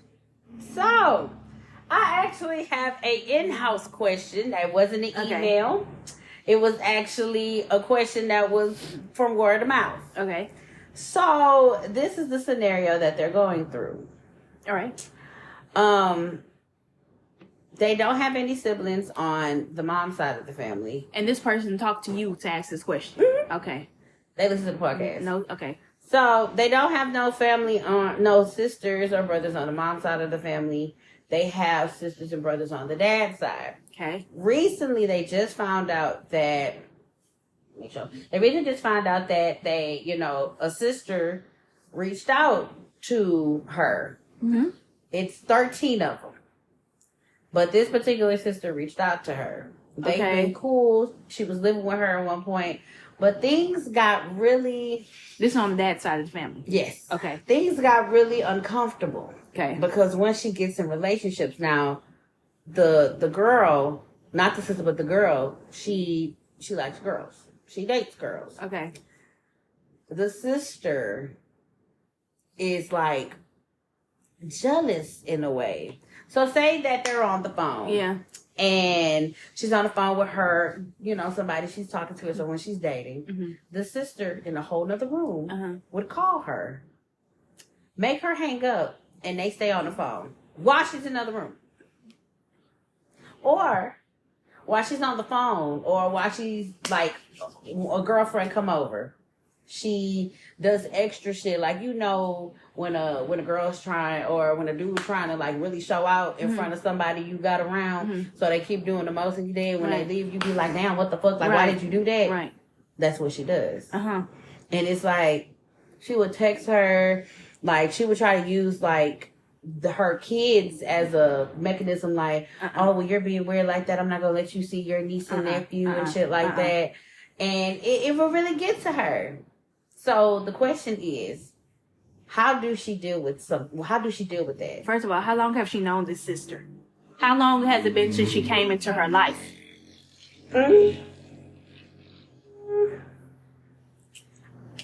want to say her dad's no longer here, so she, it hasn't been like this year recent, but I want to say like probably, I'm going to give you a time span between 5 to 2 years. Okay, if it's recent, I wouldn't say 5. How should she go about this? That's fucking weird, first of all. Is she jealous that the sister is in a relationship, or is she jealous that her time is taken away from, she wants the sister's attention? Oh, I forgot to add this. The sister is married to a man. So why is she living with her? She's not living with her no more. No more. She has her own place. But at the time, she did. But now she wants her to come back there. She's like, no, I'm okay with my own place. But now it's the weirdness coming out. It's like, it's weird as fuck. It's like she wants to be her girlfriend. Yeah. I told her that. And I was like, well, I can bring it to the podcast and see what my best friend feels like. Because if it's recent like this, and if y'all didn't grow up together, you don't see, she doesn't see you for real as a sister. Like, this sister just came into my life, but maybe she took a liking to her too much. And that is what made it her jealousy go off, because she don't see you as a sister. You're like, hey, damn, this is my sister. Yeah. Like, hey, bro, like, I'm trying to be nice now. My sister live with me and this and that, and build our bond and shit like that. But this don't, like, the person see it as a sister. The sister probably see her. She on the phone with a bitch. Let me call her right now so she can get off the phone with that bitch. So what you doing? Yeah. Down the hall from you.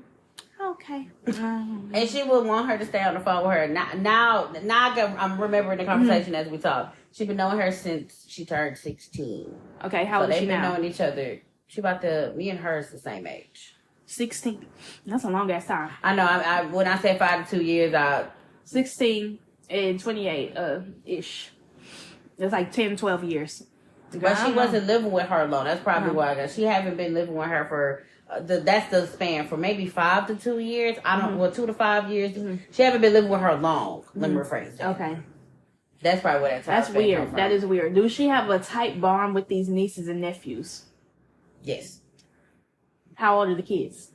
Now that I don't know. She never told me that. But I think they're like, one's a toddler and maybe one's an infant, or one is an actual kid and one is a toddler or infant. So I'm really not sure how you can go about this amicably, to get the outcome you want. So what does she want to do? She wants to get the sister to stop being weird to her?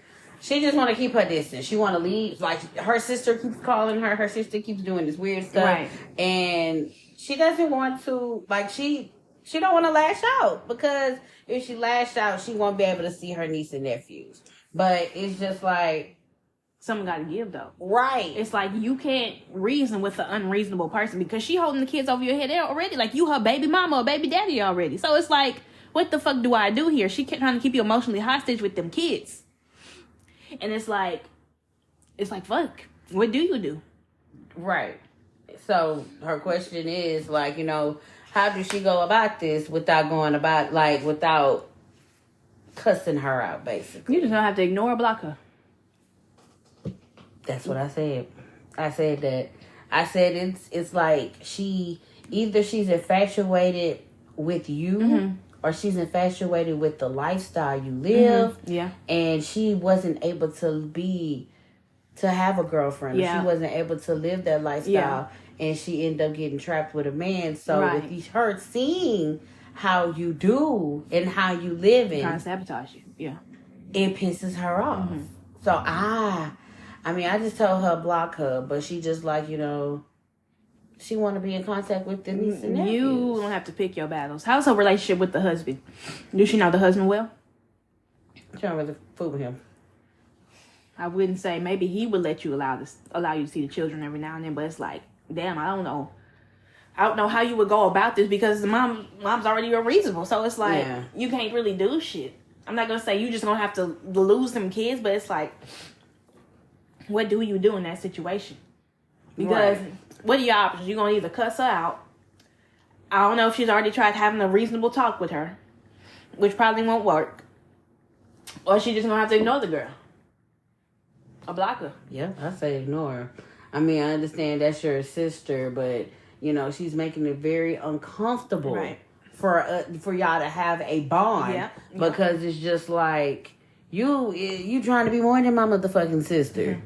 Like, I don't know. I told her, I was like, I'll definitely bring it to the podcast so we could discuss more about it, so you can listen to it on the episode when it posts, and hopefully you can try to good luck to her. I don't know how to go about this without, I don't know, maybe more information, but I'm not sure how you would go about something such as this, because that's not your kids at the end of the day, and if you that's just probably a risk you're gonna have to run to never see them kids. As much as it sucks, if you just being so annoyed or like controlled by this girl who's your long lost sister, it's like you don't have no authority over me, bitch. Right. So that was an in-house question. Okay. But let's go ahead and get to these emails. Come on, Miss Blue. Subject: Hey bitches. I feel so behind on this podcast that I should be ashamed of myself. Y'all girls are really doing the damn thing. I've been listening and I just get so happy when I hear the voices of you ladies. But I need some more help. So this is what's going on. So I'm still dealing with the guy from last time. I know you girls are giving me so much side eye right now because you girls thought I was going to leave. But I don't know how to leave. He has been nothing but good to me. And I feel this is just a phase that he's still going through. And I need help to guide myself through this phase he is going through. So a couple days ago, first of all, before phase, that's a grown-ass man. Puberty is over. Let's go. Puberty is over, baby. I remember reading this email a couple weeks ago, and I was getting ready for the show, and I was rereading her past emails, so I got to go figure out what the situation was again. I don't know how to leave. He's been nothing but good to me, and I thought I needed help to guys. So a couple of days ago, we were sitting around the house watching TV, and we were watching some movies on Netflix. It's this documentary about a guy killing his wife and youngest son. I'm sure it's the Murdaugh murders, I think, and it's really good. He's a lawyer, I believe, but what's his name? I forgot. I think I don't know. But yeah, that's how. I heard about that. I was really into the movie. Yeah. So he asked me if I wanted to go to the bar with his friends and their girlfriends. It's his friend's birthday tonight, and it's kind of a couples thing. And he asked if I wanted to join. Again, I'm not the type of person to go out because since I work so much and I was off all day, since it was my off day, I really wanted to stay home for a while. I told him no and went back to my show, not thinking anything of it because, again, I say I'm resting today. He gets extremely upset with me and tells me that I'm boring and I'm making him suffer because I don't want to go out. He said that he will find someone else to go with. I asked him to stop yelling and he got louder, saying that I really don't want him and that I need to find someone else to be with because he doesn't know if we should be together. He gathered some clothes and I was telling him to stay. We can talk about it. And he was not trying to hear it. He left and I haven't heard from him since. Do I need to change myself and go out more? I mean, I just can't because I work a lot and I'm always tired. Please help me. Have you read this email before? What do you mean? This is from March 18th. I don't know. It feel like this is the girl who she works a lot and she wanted to go home, I think. Hold on. Let me go back to dive deep emails. I'm not saying we read it before, but yeah, she's someone we talked to before. Okay. No, I don't know. Maybe I'm asking the wrong question. But damn, this must be deja vu because I'm like, damn, I done seen this. Hold on. Wait a minute. She had a long time ago. Damn. This is the girl who had a miscarriage, and the man told her, "You're less of a woman. I should have just smashed and left you. This and that. And she's still with him." Okay, I haven't seen that name in a minute. Damn. First of all, I wouldn't have been with him after he said that. Yeah, I'm sorry. Side eye, bombastic side eye, criminal offensive side eye. Girl eye. If this is the same man from February 1st, 2022, then side eye. He said you were a waste of sperm. You should have been a fucking leave, but I had to stay with you. You're a worthless piece of shit. You childless bitch. After he had a miscarriage, I wouldn't work out shit with this man. Right. Number one, if this was from this, it would be different. If this person was like somebody you had a little disagreement with, but no, this is different. This is different. Because you should have been left him. Right. You should have been left him. And he's saying, you need to find some. He's having an outburst because you don't want to go out tonight. And he said he'll go find somebody else. Go do that, bitch. Let him go. Let him go. And go find somebody that want to sit on the couch with you and watch the what I know what trial. I mean, I know what Murdoch Murders. Yep. Murdoch Murders. Yep. I mean, at the end of the day, first of all, I'm not going to sit here and let no man say call me a childless mother or my uterus or whatever. My coochie can't hold a baby. First off, that ain't even a red flag. I think I said that is a black flag. Bitch, I would have been left him alone. Right. Then he having these outbursts and shit because you don't want to go out with him. I mean, it sounds like you're an introvert. It sounds like you don't want to do all these things, and plus you work hard. You work hard. It's not a crime to want to sit on the couch like, man, I'm tired, bro. Exactly. Like, I don't want to go to your friend's birthday party or whatever the fuck he got going on. If he want to go, let that nigga go. Or just the bar with his friends and their girlfriends. It's his friend's birthday tonight, and it's kind of a couple's thing. No, I don't want to go. Sorry. And what you about to say? When you said he has been nothing but good to me, I feel like you can't come back from what that shit you said to me in 2022. I don't think we could work through that because he has a phase. This is just a phase. This is a grown man. Get out my head. This is a grown ass man. Puberty's over. Like I said, puberty's over. I need help to guide myself through this phase. Like, no, you're not his mother. And you're just like, I need help with my troubled teen. No. This is a grown ass man. You need to leave him alone. You should have been left him alone. Get out my fucking head because I'm about to say, this ain't no fucking phase to a grown ass man. What K. Michelle said, she said the best. She can't raise a fucking man. Already wrong, what you gonna do? Cause he acts like a boy. Cause he wasn't raised by me for you. Come on! You need to listen to that song. If you don't know what that song is, it's K. Michelle, Can't Raise a Man. You need to listen to that because that speaks so much volume. Like, he left and he haven't come back. Block his number, put his shit to the porch. Whatever the fuck, and you don't need to change yourself. You can find somebody that wants to sit on the couch and watch TV with you. Right. Fine. This ain't no fucking phase. That's just how the fuck he is. Right. He has showed his true colors to you. So therefore, move accordingly. The fuck? Right. But please let us know how it goes after that. All right. So the next email says, I think he wants to break up with me.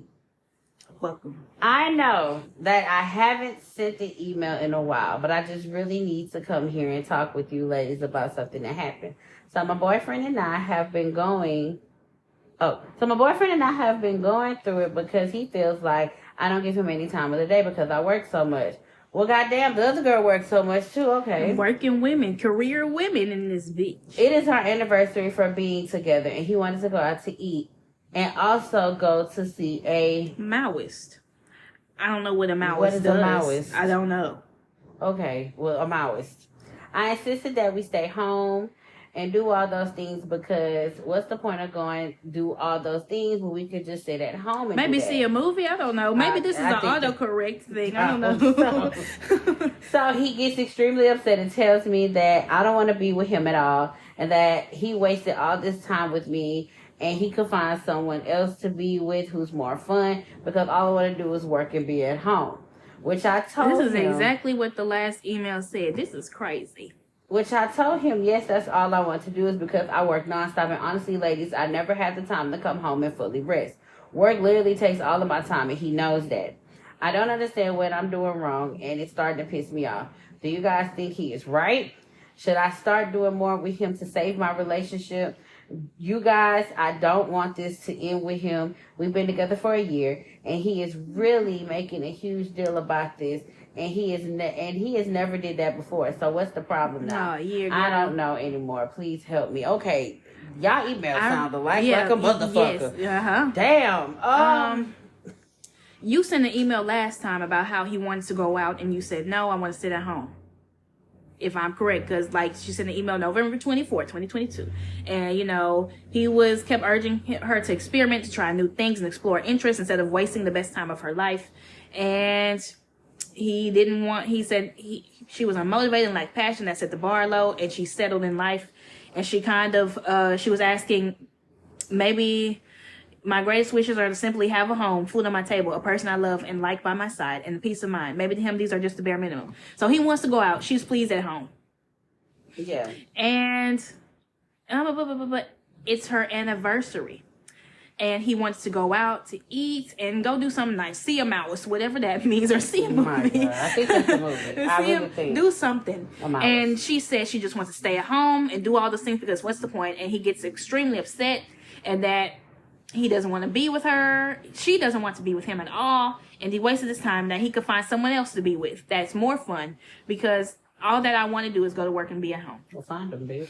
It's been a year. I mean, it's been a year. I mean, if you're going to continue, this is going to be a recurring issue. If you truly don't want to go out, then don't go out.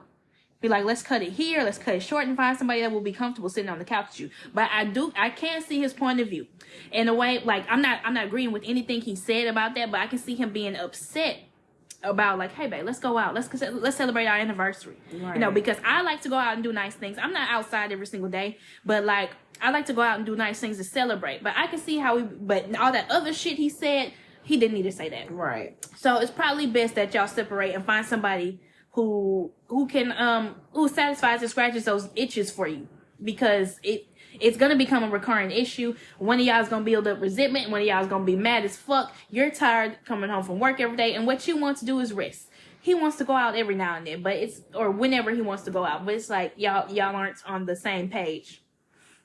Yeah, I mean, I agree with Blue. Again, I'm not saying anything he said was with the stuff after what he said was very rude.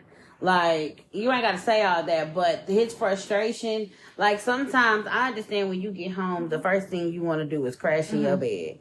But, let's, just maybe try to just see if you can just try it out to see if you are able to go out, or don't push yourself, because if you push yourself and you pass out somewhere, I don't want you to be like, well, not Dive Deep, good Lord. Yeah, you can blame Dive Deep. I'm playing. Well, VividlyVocal said, no. I ain't tell you to push yourself, but, just see how it works for you. And, I mean, maybe it ain't in the stars for y'all to be with each other. Yeah. I mean, it just seems like he's more of a outgoing this and that person. You more of okay, when I get home I want to crash, because I know a lot of people that when they get off and they done worked hard at the plant or some shit, they be out turned the fuck up. But then again, some people not like that. Some people want to be like, well, shit, we can bring the party here, or we can do something here. So I just feel like it's just some miscommunication right there. Right. Y'all just need not compatible like that. For real. And it's okay. I promise you, it's a year is a good point to stop. No, there's no shame in that. Like, he's making a huge deal about this. He never did that before, but he did on the last email. So what's the problem now? I mean, that's his problem. Like, he wants to go out, I'm not going to tell you, give it to God. So don't look at us to say that. But just, y'all talk it out. Yeah. Not talk it out. Separate. Yeah, like take a break. Yeah. Y'all don't want the same thing. And that's, nothing wrong with you wanting to sit in the house and rest. Nothing wrong with him wanting to go out and everything. But everything else he said was wrong, Yes, totally. That's what I'm saying. Everything else he said, my guy, you got the game fucked up. But his frustrations, though, just separate. Right. Like, just kind of give each other some breathing room. And maybe once y'all then, cooled off, maybe I could try to come together and just have a conversation and kind of see if this is still something y'all want to continue doing. Do y'all still want to be together? Because how long they been together? A year. boy, that a year can feel like a lifetime. So it's Right. just like, just take a breather, come back, see Mm-hmm. what y'all want to do. If it ain't meant to be, I mean, they got other fish in the sea. Right. The next one, hey girls, this is from our homegirl who has not emailed us in a while. She sent a book. Hold on, let me take a sip of water. That's how long it is, y'all. Goddamn. It's been a minute since I messaged. I've been going to school, but I'm actually on break, so I can definitely email you guys. I've been listening to the new podcast, and I enjoy this fucking podcast. You two bitches are funny, especially about Millie and Mandy and Grim. Oh my gosh, I never laughed so hard in my life because you girls are funny. But here's my new problem. I don't know how to explain it, but I've recently felt left out of my friend group. It's not their fault by any means, which is why I've come here. I'm very lucky to have the friends that I do.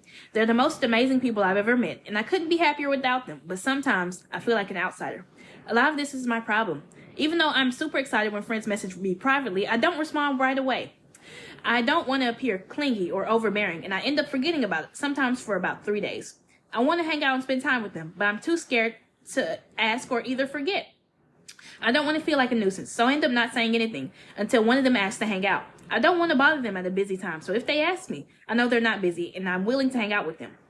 And when we rarely do hang out, I end up losing track of time and showing up late. Once I showed up an hour late to hang out, and I felt so bad, I've never asked that friend to hang out one-on-one again.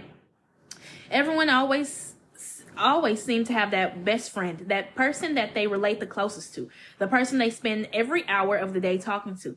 Like that person where when they show up, you ask where the other one is. Now, I believe that I just didn't want that with one friend. I love all of my friends equally, but I don't have that bond with anyone. I feel it's kind of depressing because I do want that bond with my friends.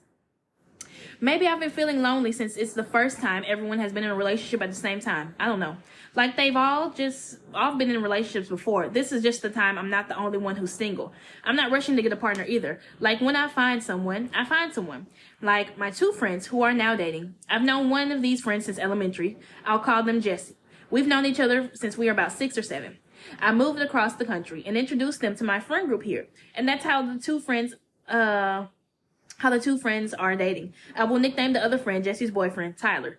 Jesse is coming over to where we live around mid-year this year, and we've all been super stoked. Though what made me upset is I found out through Tyler, not Jesse. Pretty sure everyone else knew, not me. I've known Jesse the longest, so I feel a bit weird about it. I also wanted to hang out with Jesse, and that my mom has welcomed them to stay at our place, but Jesse kindly refused, saying that Tyler wants to plan a list of things to do around our city when they're here. Even jokingly saying, I'll come over if Tyler lets me. I understand. Tyler and Jesse are in a long-distance relationship. They don't see each other often and really want to. And the relationship will obviously take priority. Water break. This long, y'all. And I know obviously Tyler is going to let me see Jesse and let them come over. But Tyler went to see Jesse earlier this year. You need to catch a flight for this. It's expensive. And Jesse and I have a long distance friendship as well. I haven't seen Jesse since I was 12. And the thing is, I don't want to hang out with Tyler and Jesse alone. I don't mind if it's with our other friends, but our other friends are notorious for being really busy. So while I'm sure they'll make time to see Jesse, they won't be there every time. Now, although I was okay hanging out with the couple prior to their relationship, I feel like a bit of a third wheel now. And I kind of try to avoid hanging out with them together. Even though they're okay with me tagging along, I'm not. It means more dates for Tyler and Jesse, but also less time for me to spend with Jesse. I just have a feeling, like I just know Jesse and Tyler are going to be attached at the hip, and it makes me a little sad. The reason I'm thinking this is because Jesse is staying over at Tyler's house. I don't think Jesse can drive on their own yet, and public transport here is ass. I don't want to seem jealous. I don't want to get in the way of their relationship, so I just haven't brought it up, but it's been having its toll on me. I don't know what to do. The urge to leave every group and ghost everyone until school starts back up in a week is strong, but I don't know if taking a break is the right thing. It'd make me more out of the loop than I already am, and I don't like that. What I do know is that I truly want to deepen the bonds I have with these people, Tyler, Jesse, and all my other friends, because I care about them so much. I want to get better at communicating with them one-on-one, since I'm known for being active in the group chat, but almost nobody ever directly messages me. Is it because I only surround myself in things that interest me, which happen to be very specific niches while doing so? while doing so, I become tone deaf to the more popular things. Do I need to listen to people's interests more? I don't know. I just feel. I know I didn't feel good today. And I know it's related to this friendship in this situation. I don't say this often because I have a very high self-esteem. I feel good about myself most of the time, and I love myself. I just feel like I'm not being the best person I can be, nor the best friend I can be. I know I can be better, and I want to work on being a better person for everyone. I want to become someone can rely on. Someone people can rely on. Someone people can talk to about their problems. And lastly, someone who can love their friends wholeheartedly without all this mixed emotion. How do I communicate my problems to the friend group and or discreetly solve my own self-esteem and have some self-reflection? Oh, my God. What? I'm going to say, I was taking notes. I was reading this email yesterday as it came, and I was taking notes. Really? And I'm going to say, first of all, it sounds like you have a little bit of self-sabotage going on. Okay, talk your shit, because this is my first time really reading Number this. one, you don't want to appear clingy. When somebody texts you, you wait to text back because you don't want to look clingy. And you end up forgetting about it for hours or days on end. If you must do that, set a timer. Set a timer and don't forget. Number two, she wants to hang out with them, but she's too scared to ask or either to forget. Sometimes it takes effort to build relationships. It takes effort to build bonds, and as scary as that may be, you're just gonna have to take that leap of faith, and ask somebody, hey, you want to go get some ice cream? You want to go do this? You want to go do that? And if they say no, don't feel bad. Don't take it personally, because I'm sure they're looking at you like such and such has been so distant lately. What's going on with them? What are they doing? And I don't think anything you've said have made them, you said it's on your end. They haven't done anything to you, but it's on your end. So yeah, you have to do some self-reflection. It doesn't, I mean, I don't know if you're, with Jesse and Tyler's relationship, I think you're just afraid of being forgotten. And, you can't, if they're, in a relationship, that's different. Their bond is different than you being a friend to Jesse. I'm not sure what the entire problem is with Tyler and Jesse having a relationship. And I think you mentioned you're scared Tyler won't let you see Jesse. But it's like, I feel like you're making things problems before they even are problems. You say you can feel that they're going to be attached to the hip, and it's like, okay, what's the problem with that? Yeah. Maybe I listening to this, maybe I got... What are your thoughts? Okay. So hear me out with this. Yeah. It just felt as though when you were talking about specifically Jesse and Tyler, it just, I don't know, it felt like I ain't gonna say she jealous, but it just felt like, maybe I did hear this wrong, but just hear me out. Maybe it felt like she wanted to be with Jesse. Got a little bit of that. Like, it just felt like, it's not more of a, it's not more of a jealousy thing. It's not more of you wanting to be the third wheel, not wanting to be the third wheel. But it just seemed like, when I heard the words, that they're going to be attached to the hip. Why, as a friend, why does that, why does it hurt you so much? Or why does it tickle your feather? I just got that you might want to be with Jesse, and maybe not even that. Maybe you don't see Jesse that way at all, but it feels like there's a twinge of like, not like jealousy, but it feels like you feel like you're gonna be forgotten because you said you want Tyler to let her see you. Maybe Tyler not even thinking about that. It's like, man, I'm just trying to see Jesse. I'm just trying to Jesse free to move as she please. I'm just trying to see Jesse. This and that. Continue, JayMariee. I'm sorry. No, you're fine. I don't know. I guess maybe we interpret this email two different ways. Because I don't know. I get that you want to form some form of like, okay, she knows Jesse. Yeah.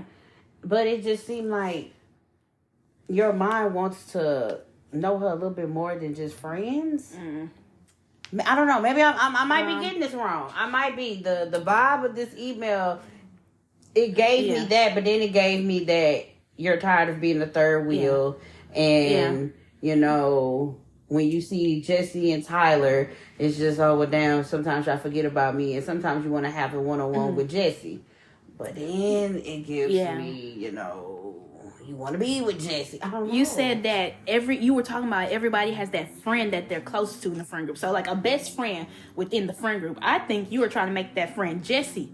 But Jessie got a boyfriend in the friend group, so of course they're going to be the closest. And so you're kind of like, man, I wanted that to be my best friend in the friend group. You said, I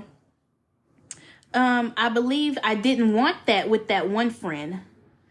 I love all my friends equally, but I don't have that bond with anyone I feel, because I do want that bond with my friends. So if this is a different friend besides Jessie, I don't know if I'm interpreting this wrong. So you don't want that bond with that friend you were talking about. But it's like, well, you would be surprised when you reach out to that friend, and maybe y'all are the closest than ever, and you're like, I'm so happy I explored this connection. But you have to, and when other people reach out to you, you're late for the plans. I feel like there's just a lot of self-sabotage going on.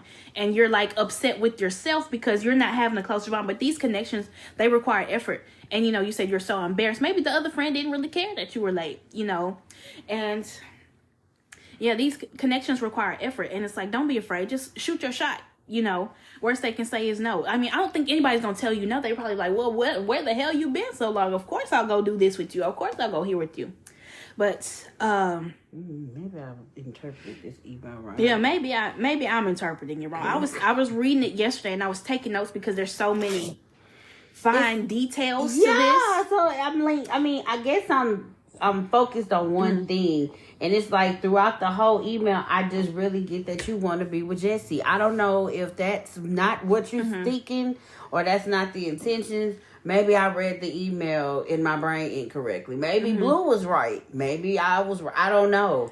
But we got two different... And you said almost nobody ever directly messaged me. Because y'all in the group chat kiki and having a good time. You want your friend, you want a personal bond with each one of them. Because they're interacting with you collectively. You want something more personal. You want a one-on-one. Yeah, you want a one-on-one. But it's like, sometimes you do have to make that first call or make that first text. And then they'll text you first. And then y'all come so close. It's like, like what happened earlier, how you were earlier was no pressure. Like, man, why didn't I reach out to this person ever?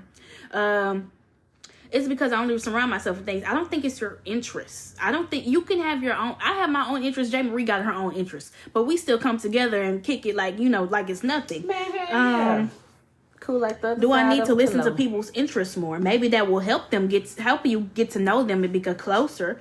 But I don't know how to feel. I don't feel good today. I guess what I got, that's when my brain started working, when she was like, I'm not rushing to get a partner either. When I find someone, I find someone. Yeah. Like my two friends who are dating now. And then she started talking about Jessie and Tyler. So it's just like, okay. So you think she could feel lonely because everybody else has a boyfriend, girlfriend, and she's just a single one? I feel like that. Yeah. I feel like that. So, maybe, yeah. That's probably, now that you kind of talk about it, I get that part. But I just still feel some form of love relationship with you and Jessie that you want to pursue. And I don't know, that might not be right. But, I get like that too, because all my friends are dating or they're with someone or, they're happy and stuff. And then there's me. I'm still the single one. So it's just like, I don't feel lonely, but, my friends, they always be like, especially Blue, you can always call me. You can always text me. For sure. But, it just be like, I don't want to call and text you and you out. You out kicking it with Boo Bay or Bookadoo. Like, I don't want to do that. And it's like, I don't want to be the person to intrude because Blue is literally, that's my best friend. That's out of all my people, all of my friends, that's my best friend. And me and her have a different bond than me and everybody else. So, it do, I don't be wanting to intrigue or, get all in her mix and she doing something. So, I let her like, okay, if she feels ready to text me or if she's not busy, well, hey, best friend. But, I kind of get where you coming from. But then at the same time, my question is, and please email us back because I think I just need this to be confirmed. Are you trying to be in a relationship with Jessie or you just feel like what Blue said, you don't want to be forgotten? Because we're interpreting two different things. And I feel like mine might be wrong. So, you know. And you said you want to. I don't feel I'm not being the best person I can be, nor the best friend I can be. I know I can be better, and I want to work on being person. I'm gonna be honest with you. I'm not gonna say you're not being the best, but there are some things you could improve upon, like your presence. You know, like number one, you said somebody texts you. You don't respond till 3 days later. They be like, "Oh, what the fuck, damn." You know, they're gonna look at their they're gonna look at their phone, and the text must say read or delivered. They be like, "What the fuck, this bitch got going on?" You know, this and that, and they're gonna be like, all I said was, "Hey, how you doing?" And she didn't text me back. So like, you don't want to seem clingy, but it's okay to text your friend right back. You know, it's fine. You don't lose nothing or look a certain way because your friend texts you and you text right back. Yeah, I just feel like you're making things. It's not, well, not to say you're making things not, because I don't know your perspective, but you're making things into problems that aren't there. Right. And you say you have good self-esteem, which is good, you know, but it's like you're kind of self-sabotaging in a way. And you just have to show up. You have to start showing up and being there, you know, like, and if you know, like you say, you were late for the hangout and it's like an hour long. So you make that up by saying, "Hey, I know I was late, friend, so let me make it up to you. Let me buy you dinner. Let me buy you drinks next time," you know, and that's how you fix that. Yeah. I mean, I'm like that. I know I'm clingy, and you know, me and Blue are like total opposites. If y'all don't know, Capricorns and Cancers are sister signs. Yep. So I'm basically the day, and she's basically the night, or it might be the other way around. It depends. Mm-hmm. So like, day and night. So it's just like I'm rather a little bit clingy versus her. She's kind of, I'm not gonna say she's distant, but you know, she kind of goes with the flow. You feel me? So I think that's also what plays into me like communicating with her, because I don't want to be like, "Hey, best friend, what you doing?" She don't text back. "Best friend, what you doing?" Like, that's how I am, and I don't be trying to be like that, but I know like I don't want to do that to her, because sometimes, you know, I do at point. Well, now I don't do it no more. But at one point, I did misinterpret some of her texts wrong, because I'm like, "Damn, you be texting me, and it be feel like you be like mad at me or something. I did something wrong." But I had to realize that's just how my best friend is. She don't mean, her text don't mean no harm. That's just how she fucking texts. So how you can take it or you can leave it. I'm still learning my best friend, y'all. Y'all gotta bear with me. I'm still learning her.